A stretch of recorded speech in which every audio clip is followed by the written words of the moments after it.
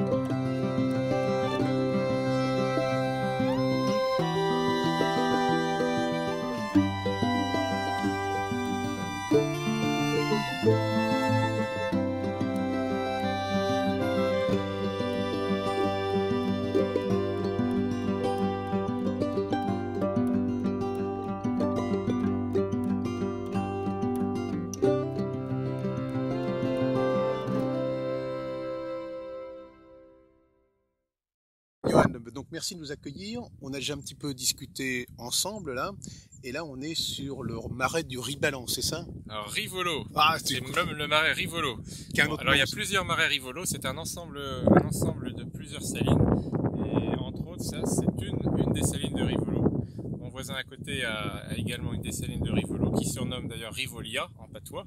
D'accord. Et alors pour différencier nos deux marais qui portent le même nom, eh bien on surnomme mon marais le marais des Avocettes. Alors, à la grande présence d'avocettes que nous avons ici au printemps. Voilà. Et là, si tu veux, on est au mois de juin, on va pas le cacher, on n'est pas en direct hein, cette fois-ci. Bientôt à la Saint-Jean. Et bientôt à la Saint-Jean, et on commence à voir quelques mottes, je sais pas comment on dit, de sel qui se forment. Alors on dit des pilots. Et ben voilà, on va apprendre beaucoup de choses aujourd'hui.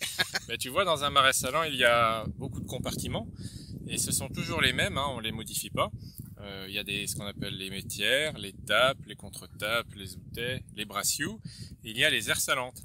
Et les aires salantes, ce sont les uniques bassins qui sont dans la saline dans lesquels on récolte le sel. C'est ceux qui sont, donc là on les reconnaît, c'est ceux qui sont blancs voire rosés. Il y a une rangée et une deuxième rangée derrière. Et quand on parle de la superficie d'un marais salant, on ne parle pas en ar, en hectares, on parle en aires salantes. Là par exemple, c'est une saline de 26 aires. C'est ça qui permet de se rendre compte de la grandeur d'un marais, puisque plus on a d'aires salantes, plus la récolte est potentiellement importante ou pas importante suivant le temps de l'année.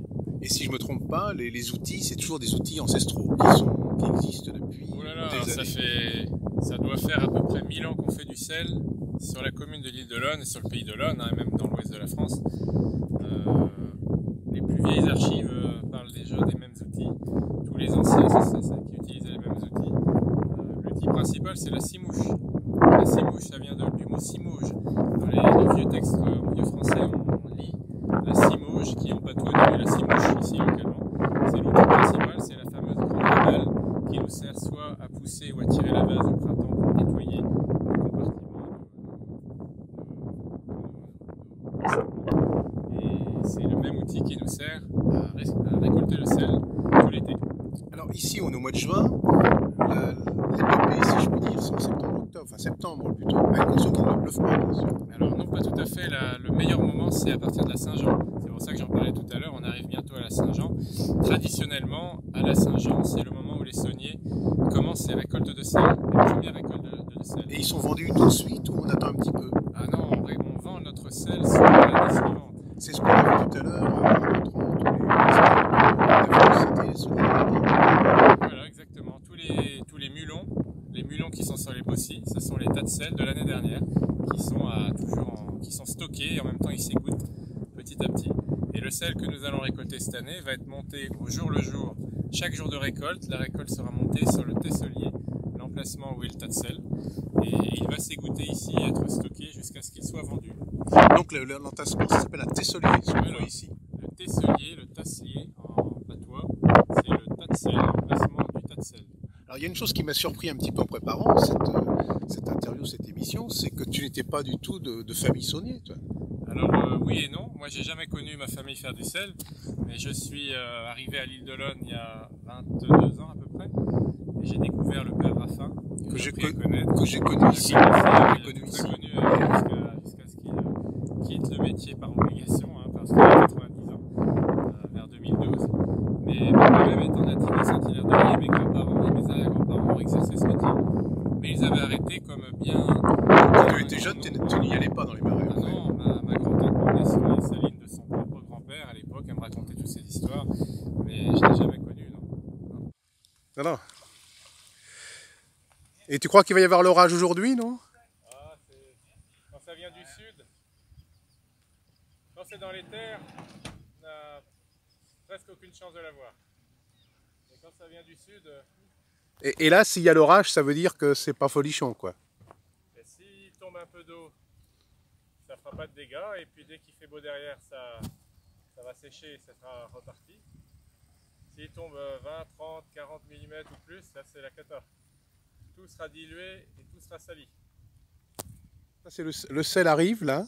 Oui, c'est la dernière étape, là, c'est ce qu'on appelle l'étersage. Si tu veux, on a passé tout le printemps à préparer le marais, à le rehausser. Tu vois, toutes les séparations ont été restaurées, remontées, les bassins ont été nettoyés. Et ensuite, pendant ce temps, l'eau s'évapore pendant plusieurs mois. On l'a fait venir, elle s'évapore.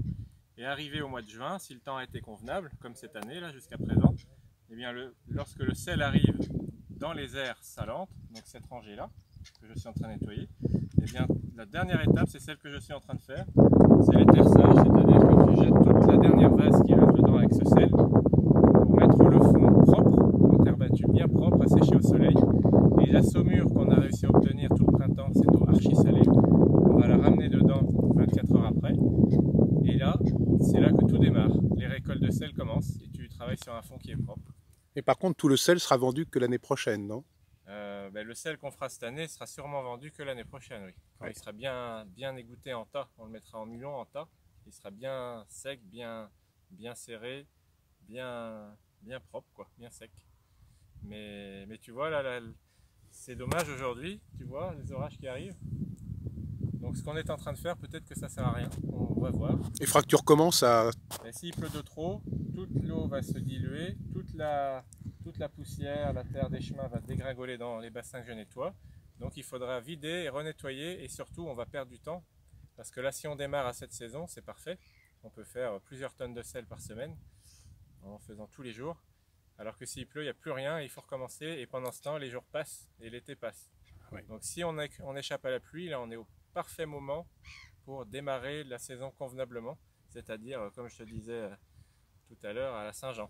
Alors là, Yolan, on est dans une cabane ou une petite hutte qui existait, oui. Peut-être pas celle-ci, tu l'as reconstruite peut-être, oui, mais c'est à l'identique de ce qui existait auparavant. Ah oui, exactement. C'est là, si tu veux, si on peut parler du patrimoine bâti dans les marais, aujourd'hui on trouve des cabanes en dur, en tôle, en tout ce qu'on veut.